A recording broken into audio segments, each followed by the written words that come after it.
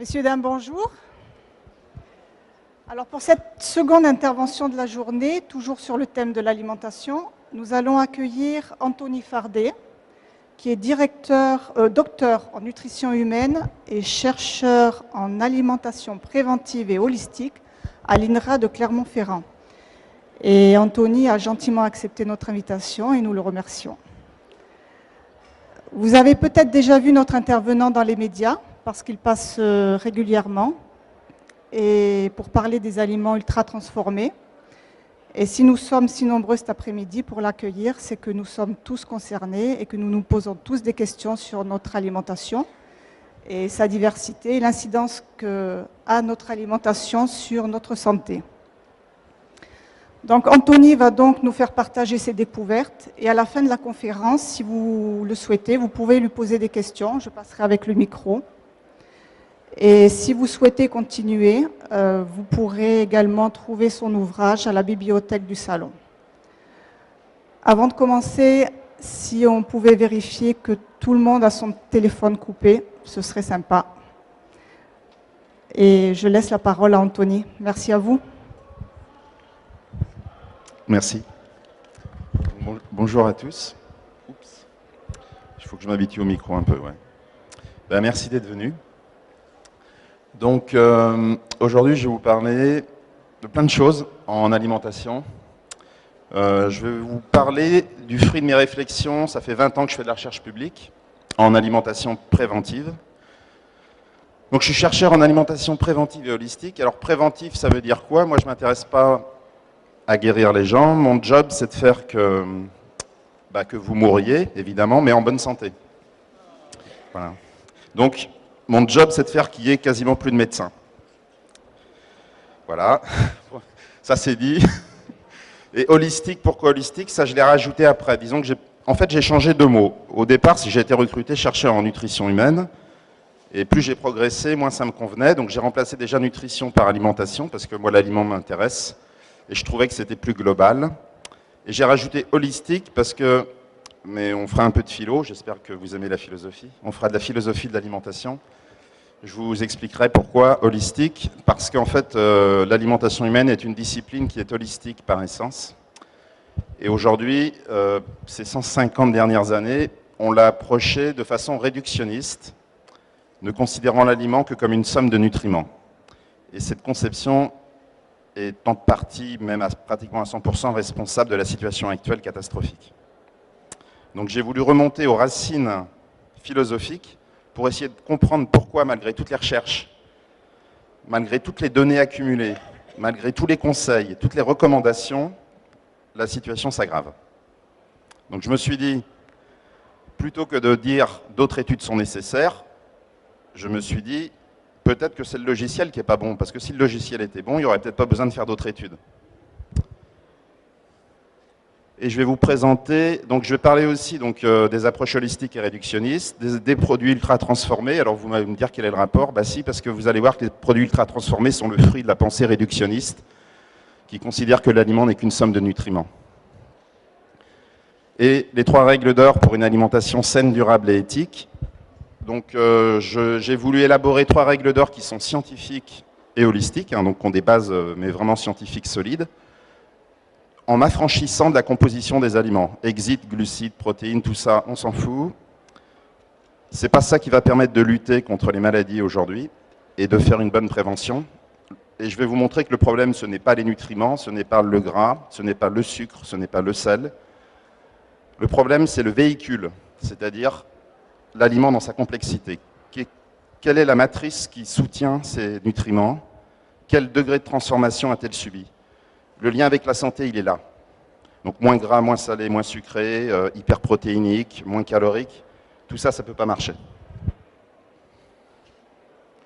Donc ça, c'est le bouquin que j'ai écrit le 15 juin pour porter au... Pourquoi j'ai écrit ce bouquin? Tout simplement parce que je me suis dit comment communiquer mes réflexions et mes résultats au plus grand nombre et sortir de la sphère un petit peu étroite de la recherche académique. Et donc mon éditeur m'a aidé à vulgariser.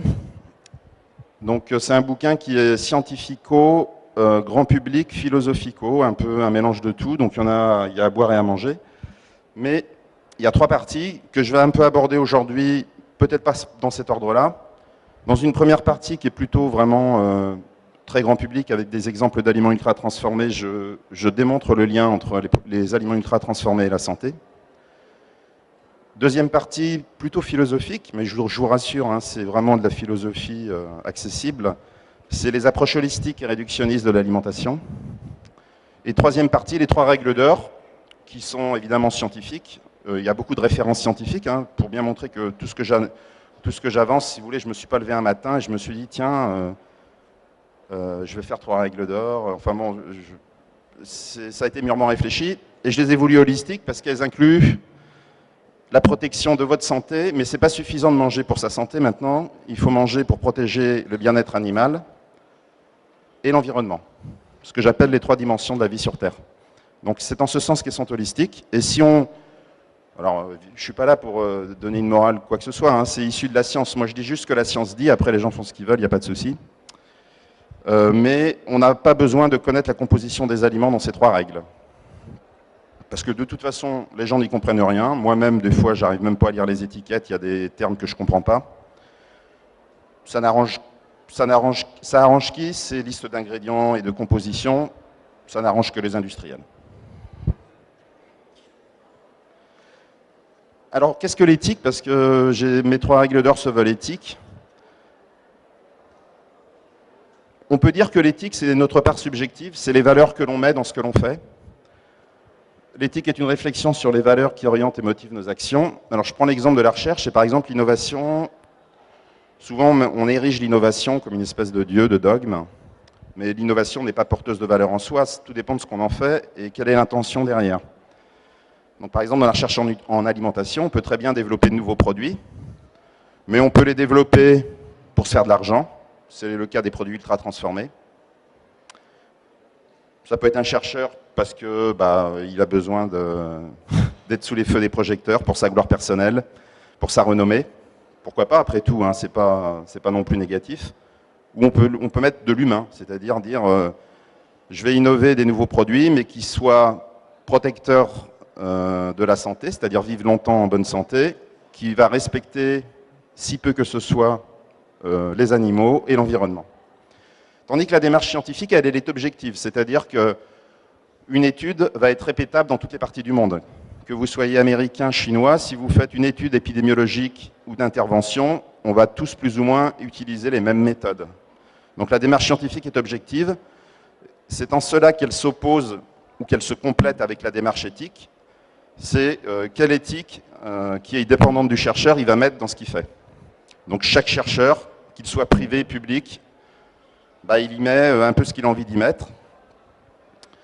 Moi, mon souhait, c'est d'essayer de resituer, de faire que l'alimentation soit vraiment au service de l'homme.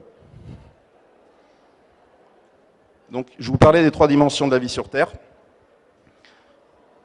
Donc, l'alimentation, selon moi, pour revenir dans un cercle vertueux, devrait protéger la santé humaine, donc vivre longtemps, mais en bonne santé. Vous allez voir, ce n'est pas le cas aujourd'hui.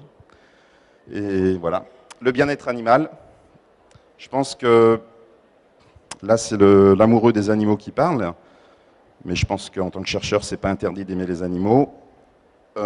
Si on prend la vie des animaux pour prolonger la nôtre, pour moi, la moindre des choses, c'est de les respecter, c'est-à-dire qu'ils vivent une vie décente au moins jusqu'à l'abattage. Ce qui n'est pas le cas aujourd'hui, puisque 82% des animaux que l'on mange en France sont élevés dans des conditions intensives, rarement respectueuses de leurs besoins vitaux et de leur bien-être. Et enfin, une alimentation doit aussi protéger l'environnement. Donc si vous voulez, aujourd'hui, les recommandations devraient prendre tout ça en compte. Or, si vous regardez le PNNS, ça s'arrête là. Il n'y a jamais de bien-être animal, ni d'environnement, ni de coût carbone, ni de choses comme ça. Et même au niveau de la santé humaine, comme on le verra, c'est réductionniste et non pas holistique. Un système alimentaire durable, en fait, la durabilité, elle est multidimensionnelle. Elle a été définie par la FAO, qui est la branche des Nations Unies pour l'agriculture et l'alimentation.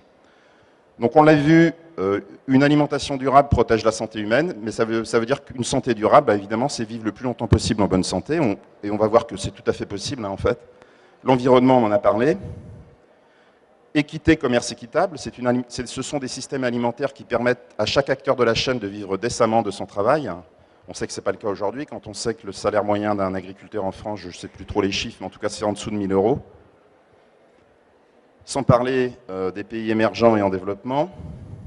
Donc respectueux de l'environnement, locaux, saisonniers.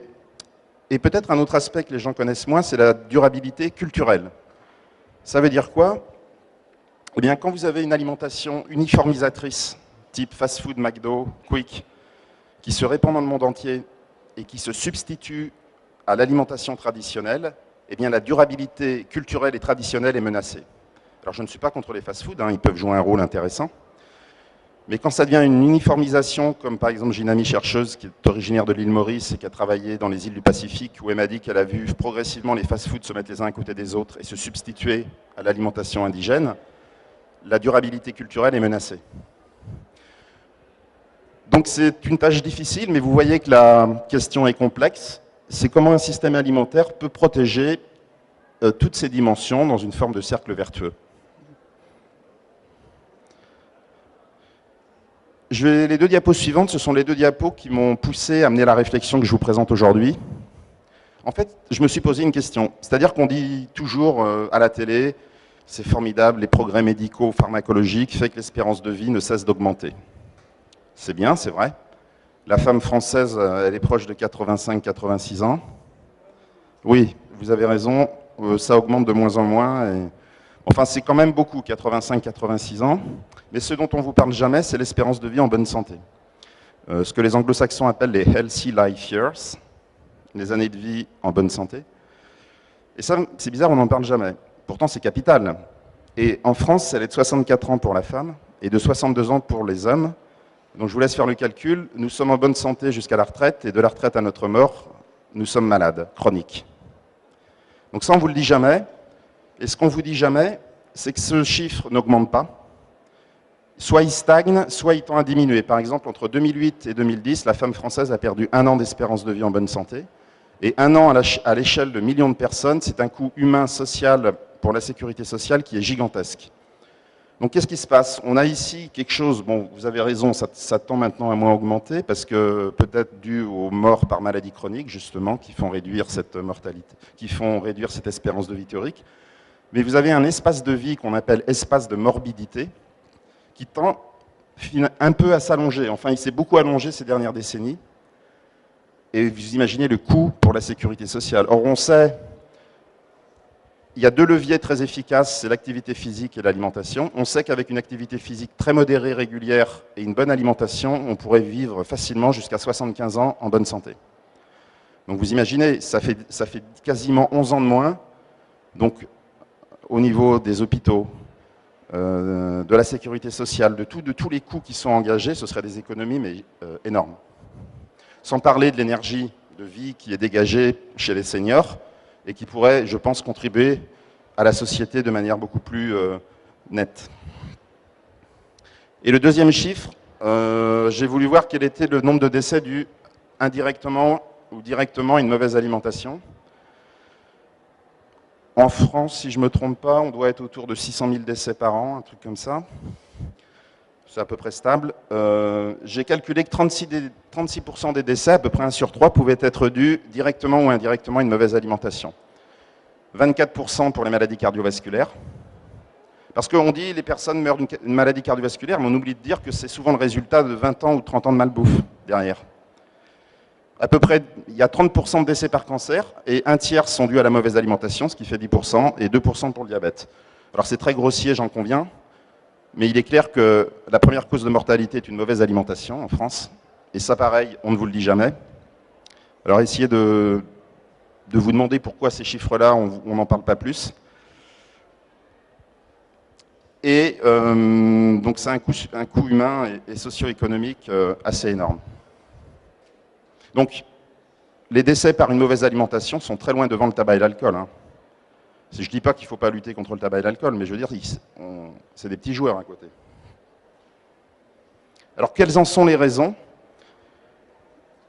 Les scientifiques s'accordent tous à dire, et là tout le monde est d'accord, hein, il y a beaucoup de gens qui ont travaillé là-dessus, c'est ce qu'on appelle la transition nutritionnelle, que vous connaissez sans doute. C'est qu'on est passé d'une alimentation plutôt traditionnelle, et riche en produits végétaux, mais plutôt monotone. Elle était quand même assez monotone parce qu'elle dépendait de ce qu'on cultivait localement. A une